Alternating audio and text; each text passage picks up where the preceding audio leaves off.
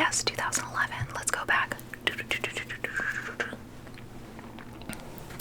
Latoya Ammons and her 3 children, who we will not name, for the purposes of keeping their anonymity, and her mother, Rose Campbell, they moved into this home in Gary, Indiana.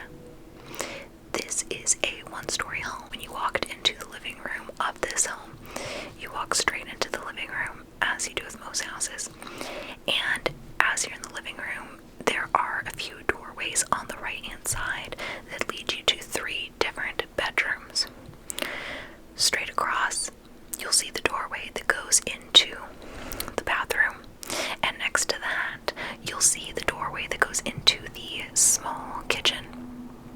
And in the kitchen, there is another door that goes down to the basement. In the basement, it's a basement, concrete floors, and there's an additional walled-off room in the back. So the family moves in. Everything's great.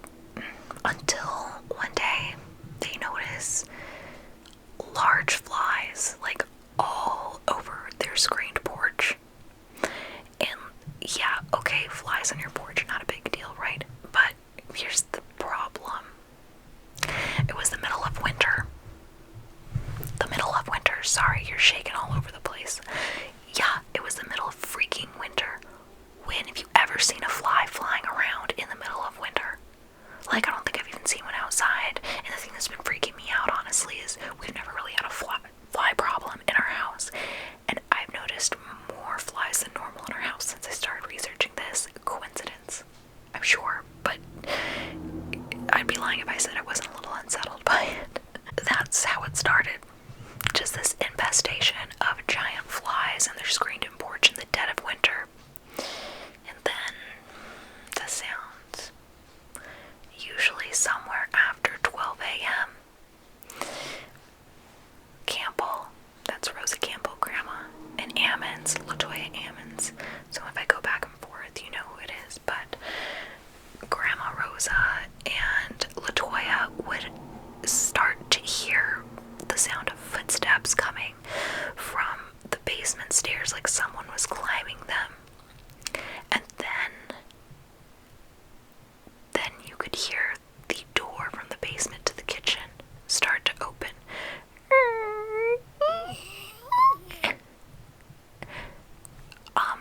Safe to say this really unsettled them. So what did they do? Well, they decided that they were going to start locking the door. Do you think that stopped the noises? They would still hear the footsteps come up at the basement stairs, and the door would still be heard opening and be found ajar. If that wasn't the first sign to get out, I don't know what was. I know that would definitely creep me out enough to be like, maybe it's time to go. Then Grandma Rosa, at one point, awakes in her bedroom one night, and she just feels unsettled, like she can't put her finger on it, but for some reason, something's not right. She begins to scan the room, and then she sees something.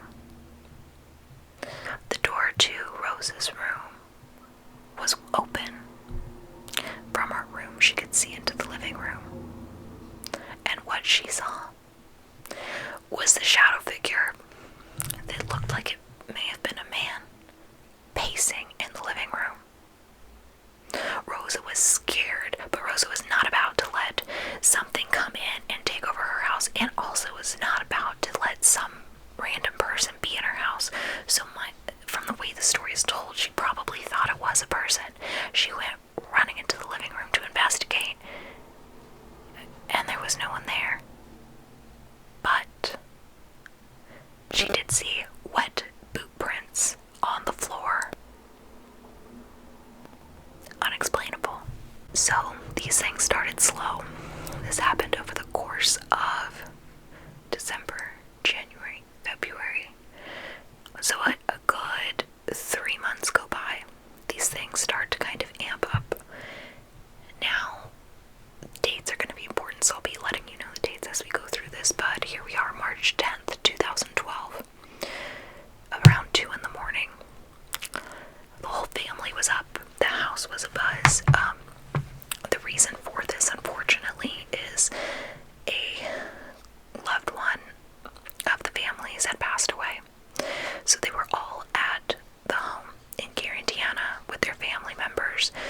just finishing the night celebrating their family member who they had lost.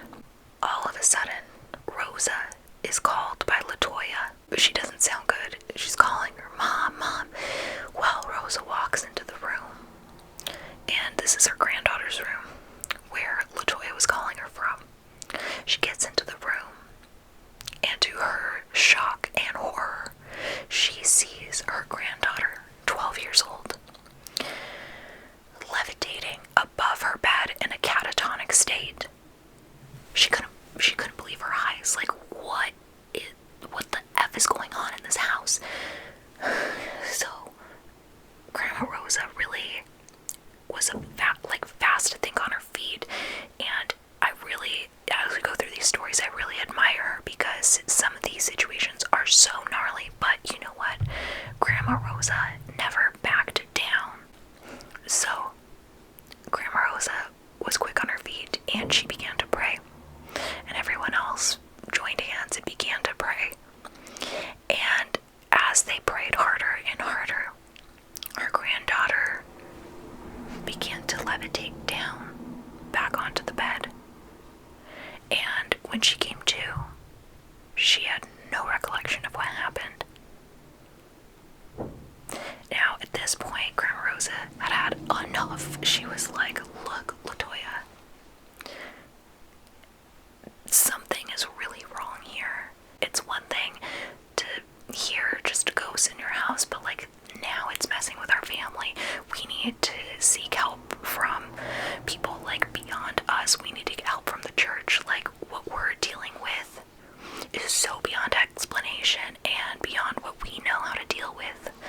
So they started to reach out to several churches, and they either didn't get responses back or the churches said that they couldn't help them, and finally one of the churches agreed to listen to them.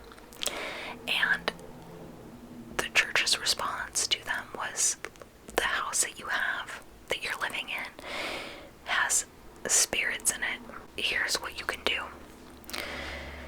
To get rid of the spirits, you're going to clean your house with bleach and ammonia. You're going to use olive oil, and you're going to draw crosses on every door and every window. You also need to get olive oil. We want you to put that on your children's hands and their feet and make the sign of the cross on their foreheads.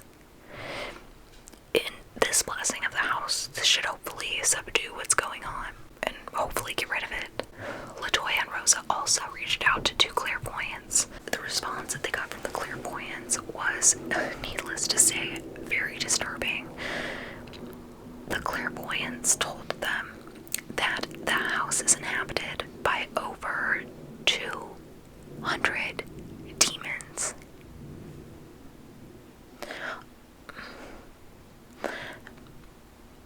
So, imagine if you were told that your house had a demon inhabiting it, and how terrifying that would be. Like, that would freak me out enough. But they were just told that it's inhabited by over 200. The clairvoyants then told them, like, "Look, this is not something you can fight. You need to move. You need to just get out of there. You're not going to win this." But they couldn't afford to move. Like, the finances, it was not going to happen. So the clairvoyants suggested, "Look, okay, here's what you can do. Make an altar in the basement, because that's where this stuff seems to be coming from. You need to burn sage and sulfur through the house and draw a cross with the smoke." So Latoya set up a little table in the basement with a white sheet over it. She put a white candle as she was instructed, and a statue of Mary, Joseph, and Jesus, and she opened a Bible to Psalm 91. As she went through cleansing the house, burning the sage and the sulfur, she also did everything that the church told her to do. She began to read Psalm 91, and here is what it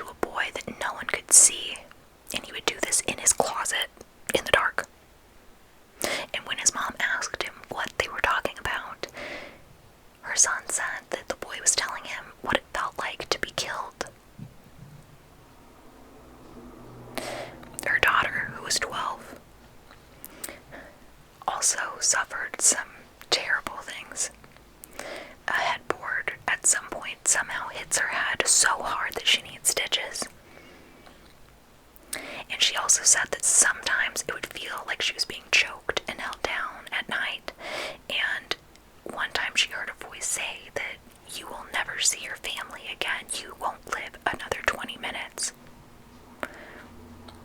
As for Latoya, Latoya felt weak when this would happen. She felt lightheaded, her body got warm, and then it would start to shake uncontrollably. Now, there's not just 4 people in this house. What about Grandma Rosa? Well, as I said, Grandma Rosa is a bad bitch. Grandma Rosa said that she believed she was not affected because of her strong faith, and I'm pretty sure that that's why she was so headstrong when it came to facing this. She really was the hero in the story, because if it was not for Grandma Rosa, I don't know that Latoya would have been able to get and go through and have the strength to get the help that she needed. Like, Grandma Rosa was the push, the constant push against these evil forces. At this point, they go to see their family physician, Dr. Joffrey Oneyukwu. I hope I pronounced that right. And this was on April 19th of 2012. Well, when they told him about what was happening, he was very skeptical. He thought that Latoya was delusional, and he told her that she needed to have a psychiatric clearance. And in a separate video, I actually came across the reports about this hospital visit, and the notes are extremely eerie. So we'll get into that in one of our next videos. At this point, both of Latoya's sons began cursing the physician. They were doing this in like low demonic voices. They were just raging at him. According to the medical staff at the physician's office, and this is listed in the DCS report, but the youngest son, age 7, was lifted up and thrown into a wall by something that they could not see. And at this point, he passed out. The medical staff were like, what the F is going on? So they dialed 911, and both of the boys were taken to the Methodist Hospital in Gary, Indiana. When they started to come to, the older son, who was 9, seemed okay, but the youngest son woke up straight back into this screaming, thrashing fit. It said that it took 5 men to hold him down. A little boy. Just a little 7-year-old boy. 9 men to hold him down. DCS was called. They were asked to investigate Latoya. The claim was that Latoya was mentally ill, and that she was basically encouraging the kids to continue this kind of behavior. For what reason, they couldn't quite figure it out, but they thought that she basically was just a sick woman, and her kids were doing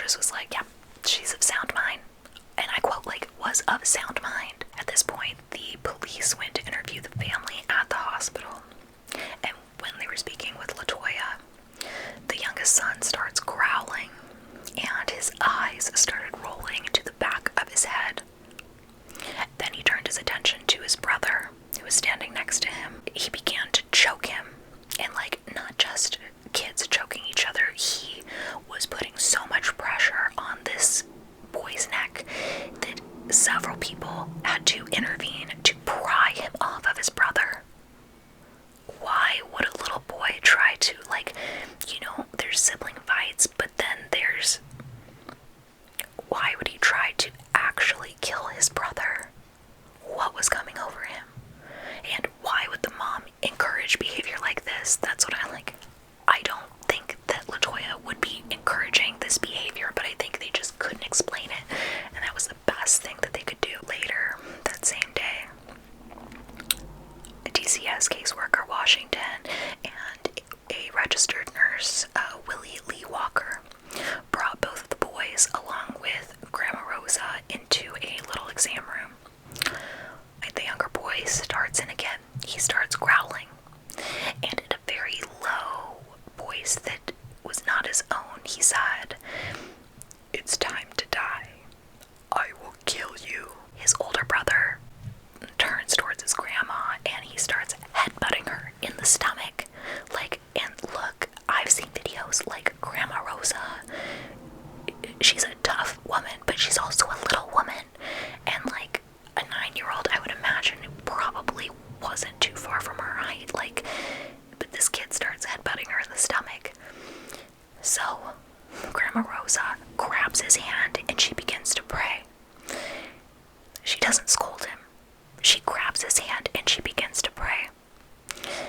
And as she begins to pray, one of the craziest parts of this entire story happens.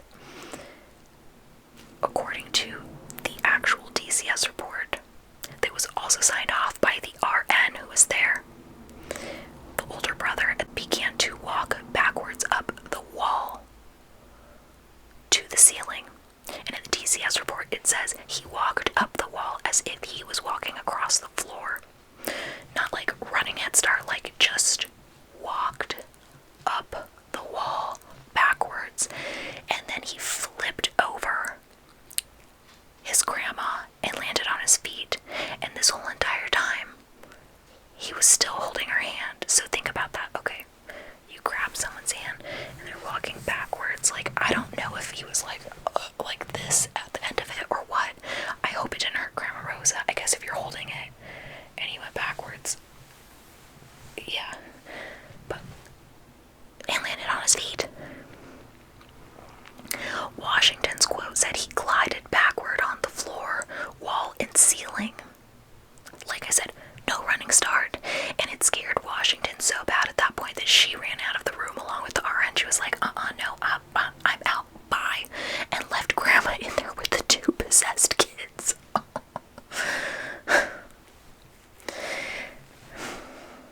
So Washington and the RN told one of the doctors what just happened, and they were probably hysterical, and the doctor obviously was like, okay, sure, that happened. Now you guys are sounding as crazy as everyone else involved in this. So the doctor goes in, he's like, alright. And at this point, the oldest son is calm. Just kind of catatonic, just kind of out of it, but he's calm. And the doctor's like, can you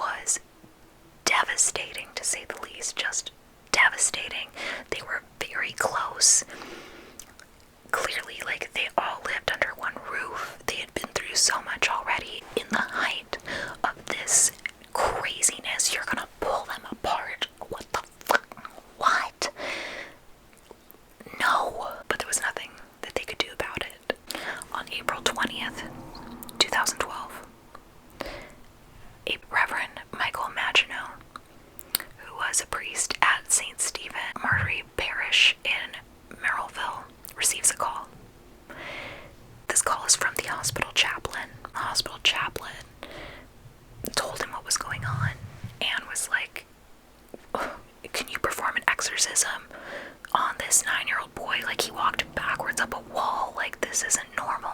Everyone else is like trying to explain it, but I know this isn't normal, and I know that this is something beyond what we can explain. Maginot said, of course I'm gonna look into this. Let me interview the family. And 2 days later, Father Maginot goes to visit Latoya and Grandma Rosa at the house. They gave him the whole story, top to bottom. And while they were telling the story, several things started to happen.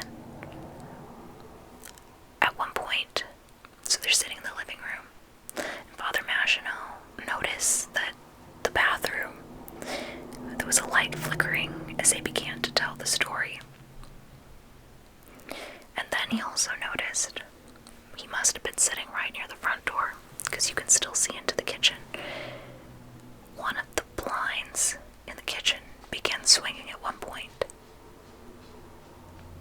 And then he noticed wet footprints throughout the living room that were not there when he got there. Latoya started to get a headache, and Father Maginot said, do you mind, let me, if I pray over you? And she was like, oh no, please do. So Father Maginot began to pray over her, and he put the crucifix on her head, and when the crucifix touched her head, she convulsed.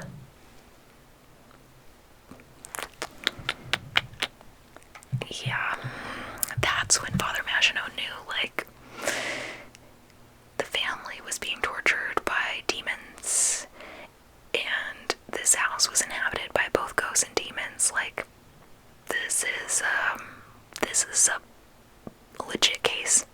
He asked, like, can I bless the house before I go? This is gonna take some time, but this is what I can do today, now. So he blessed the house, and he told Latoya and Grandma Rosa, like, you can't stay here. You need to leave, because this house that you're in, this is not a safe environment. When the priest is telling you it's not safe to stay at your home, you go.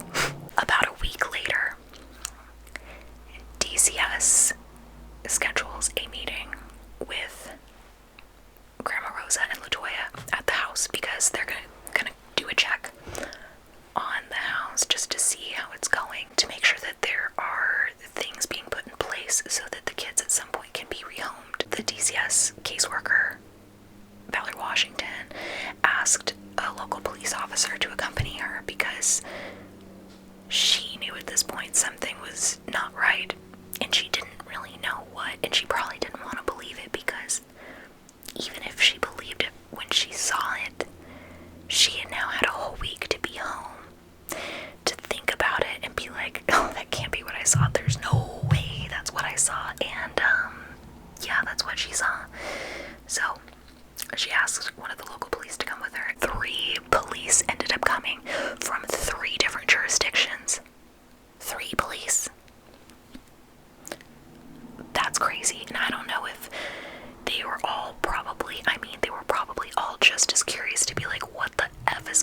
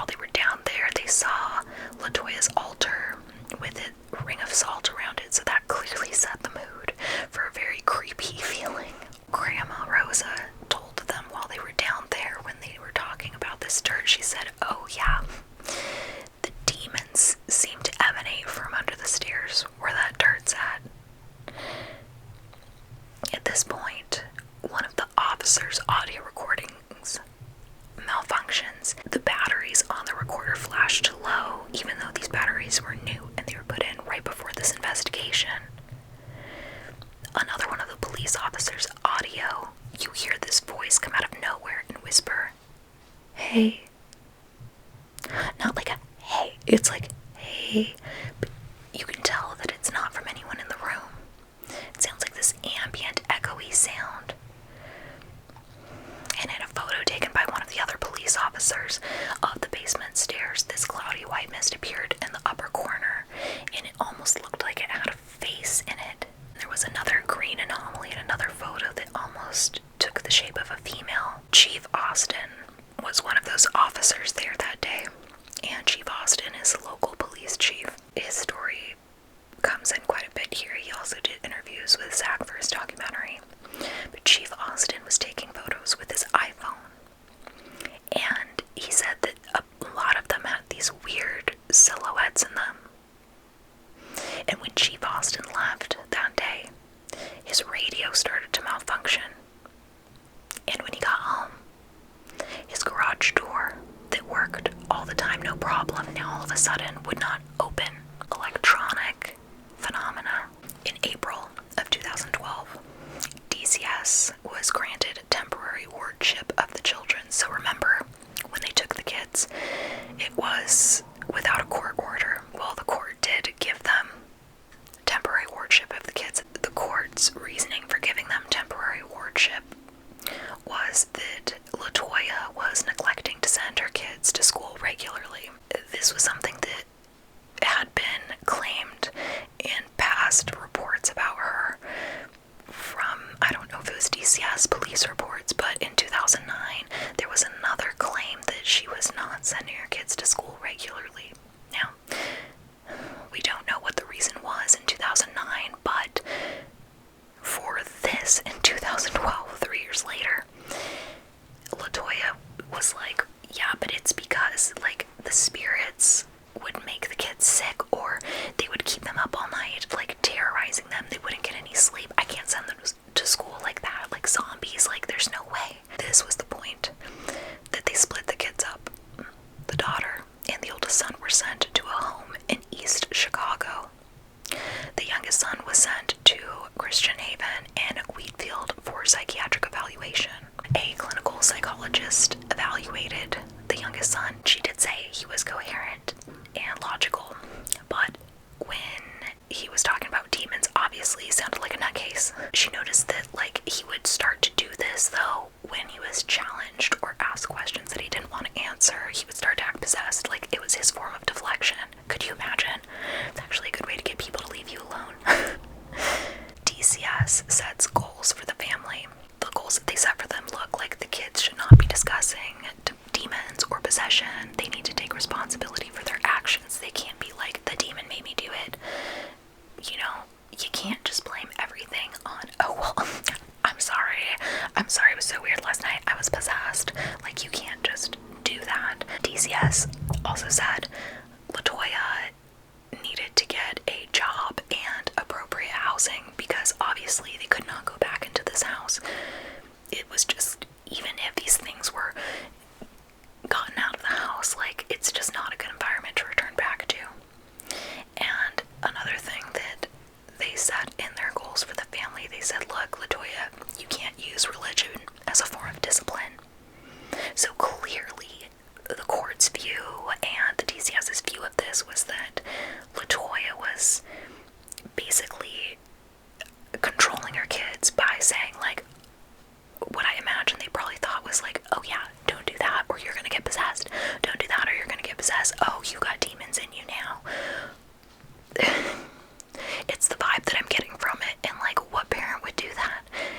Her mom is very religious. She was religious. Like, why would she do that? That's bad juju. Like, no. May 10th, 2012. We have another visit at the house. Grandma Rosa, Latoya, Chief Austin, and 2 more police officers with a dog. Maginot, and a new family case manager. Washington was like, I'm not going back there. something, shouldn't it? The new family case manager that attended this home visit was Samantha Illick. The police were really curious about this dirt under the stairs. They're like, maybe there's a body under there, or maybe there's some treasure. I don't know, like they really were hell-bent on going through the dirt in this basement under the stairs. What did they find? Pink press-on fingernail, white underwear, some sort of a pin for some political party, the lid for a small cooking pan, some socks with the bottoms cut off, candy wrappers, and this like little heavy metal object that looked like a weight for a drapery cord. That's all they found. But Zach Bagans will have you believe that it was all stuff that was put in there to curse them. The police found this stuff and they weren't impressed. It's stuff that I could see falling out of your pockets as you're walking up the basement stairs, or you're taking your laundry basket down the basement stairs and things fall off. Like now, I don't know why those socks, the bottoms were cut off the socks, but like I could see all those things just kind of dropping down there. Or maybe they just dropped in the basement at some point and someone went to sweep the basement up and they just got pushed into the dirt pile in the corner. Like, not too far-fetched. So the police just put it back in there and they covered it up. Now, while they were in the basement, the new caseworker, Illick, was looking around the basement and she found this weird, clear, sticky liquid and she touched it. Why did you touch the weird liquid? I don't know. Later, when they moved upstairs, she said that her pinky finger was like starting to hurt. It like started as a tingle and then it started to hurt and then it felt broken and it turned white, like there was no blood in it, and she started to freak out. She was having like borderline panic attacks, so she had to get out of the house. So she's outside, she can't go back in, and she's still freaking out. The officers continued to look around and make their, reports. They noticed an oil-like substance that was dripping from the blinds in one of the bedrooms. Now, the oil substance was not dripping from the ceiling, it was dripping from the middle of the blinds, so they couldn't figure out the source. If it was dripping from way up high, maybe you could figure out, like, where it was coming from, but no, it appeared in the middle of the blinds and it dripped down. They were not sure what it was, not sure where it was coming from, so they cleaned it up and they shut the door to the room for about 30-40 minutes. They went back in about 30 minutes later, okay, and it was there again. Father Machino at this point was like, yeah, that oil tells you that right there is the physical manifestation of a demonic or paranormal presence in this house. That day, Father Machino performed a minor exorcism on Latoya. Took 2 hours. 2 police stayed back for this, and Illick also stayed back. When they left after this exorcism, they claimed that they were believers. They came in skeptics that day, and they left like, whoa, something is up. Illick had a string of very unfortunate medical issues after she left the home, and all of this happened within about 30 days. She got burns, 3rd-degree burns from a motorcycle. She broke 3 of her ribs while jet skiing. She broke her hand hitting a table, and she broke an ankle in walking around in flip-flops. All that in 30 days. That's not just a string of bad luck. That's very odd. And this seems to happen to a lot of people after leaving this house. Just strings of bad and odd luck.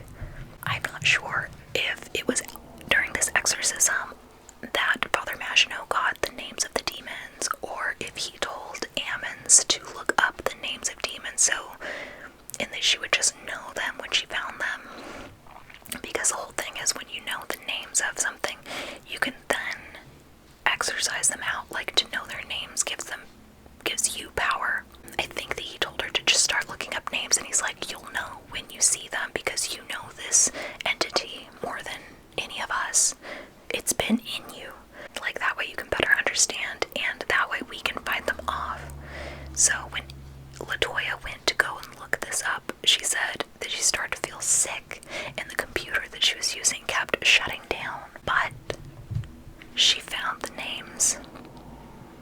She found several names. Not all 200, but she found several names. She learned that one was the Lord of the Flies. I'm not going to say the name because I'm superstitious and I don't want to say that stuff out loud, but you could figure it out.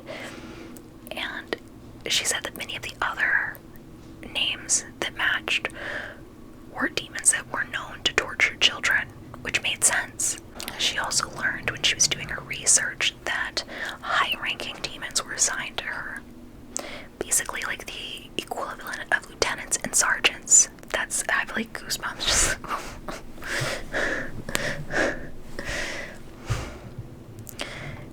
all the while, Father Machino had been trying so hard to receive permission to fully exorcise Ammons from the bishop, and he was denied several times. Finally he gets permission to do a full exorcism on her.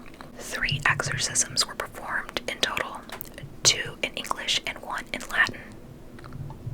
And in these exorcisms, he said, "I cast you out, unclean spirit, along with every satanic power of the enemy, every specter from hell, and all your foul companions, in the name of our Lord Jesus Christ." Latoya, she prayed with Father Machino until it was too physically painful for her to pray with him. It was like something was like desperately holding on to its place inside of her and didn't want out, so the more they prayed, the more painful, as if this thing was like, you're trying to shake a bug out of something, and but this bug has claws, and it was clawing and digging its heels in. It was like, no, I don't want to leave. I'm gonna make this hurt so fucking bad. You're gonna wish that I never got out. I'm gonna make this really hard. And Latoya said it hurt just as much as childbirth. Now, I've not had any kids, but I imagine that's pretty freaking bad. They continued until Latoya fell asleep. This all happened between the first and second exorcism. So, between the second and the third exorcism, Father Machino had to go to a retreat. It was scheduled ahead of time. He had kind of this like exorcism assistant, if you will. And his assistant was on standby while he was gone. His assistant was given an envelope with a long demon's name written down on it. It was a very long name. A long demon's. This envelope had salt around it. And Father Machino said, if anything goes wrong, you need to burn that envelope. It was a pretty good trip while he was gone, but he did receive a call from Latoya at one point, and she said she was having these terrible, terrible nightmares.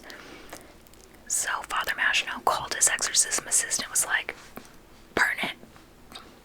And his assistant was like, you got it, boss. And so the envelope was burned, and the ashes were saved to finish burning in a church. I kind of love how ritualistic this is. Like, have you ever thought like the Catholic Church is like so ritualistic, and it's like not far from like when you think about like witchcraft and stuff? Have you ever noticed that? Interesting. Latoya says her nightmares stopped at the end of June of 2012. Was the final exorcism. And this was the one in Latin. Father Machino worked so hard. During this exorcism, he said that Latoya convulsed whenever he was condemning the demons, but she wasn't convulsing during prayer, which this was big, because before she couldn't take like the Lord's name, like she couldn't take prayer even, couldn't take the cross on the forehead without like convulsing. So this was a good sign, and that was his first sign, like, oh my gosh, we're getting somewhere. After this, Latoya returned home, and she said that things started to go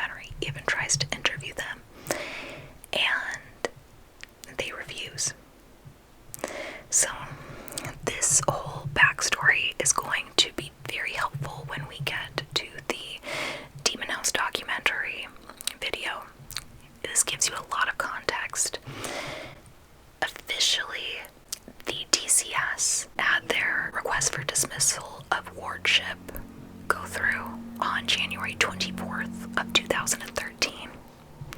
Officially, DCS was out, so they probably put the kids back home in November.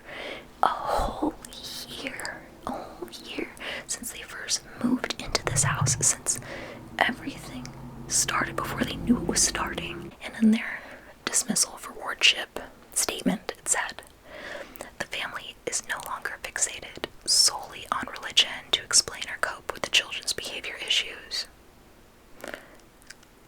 So clearly, because they could not say that they believed it, even if those caseworkers left believers, they couldn't say that because the DCS is supposed to be sound-minded, and if they recognized evil spirits, phantasmas, like ghosts, goblins, ghoulies, demons, things like, then they would be considered crazy, right? Because it's not considered, like, smart, or not smart, but like it's not considered sane to believe in this stuff if you're in a high level, like, or you're at organization. It's like religion, they can't like claim. Anyway, that was their like dismissal, which probably annoyed the F out of Latoya, but you know what? She had her family back, and that's all that mattered. Latoya's closing statement was, it wasn't the psychologist that solved Latoya's problems. It was God. She said, when you hear something like this, don't assume that it's not real, because I lived it, and I know that it's real. And you can't argue that. There's no way you could argue that. She knows what she lived through. Who is it for anyone else to be like, bullcrap? And that's the story. That's the story of the Ammons family haunting, and it actually has a good ending, which we love. But, yeah, what do you think? Have you heard about this case before? What are your thoughts on it? I'm curious to know. Please comment below. Let me know. And if you just liked it, let me know. Respond. Let me know that you watched this all the way through by responding.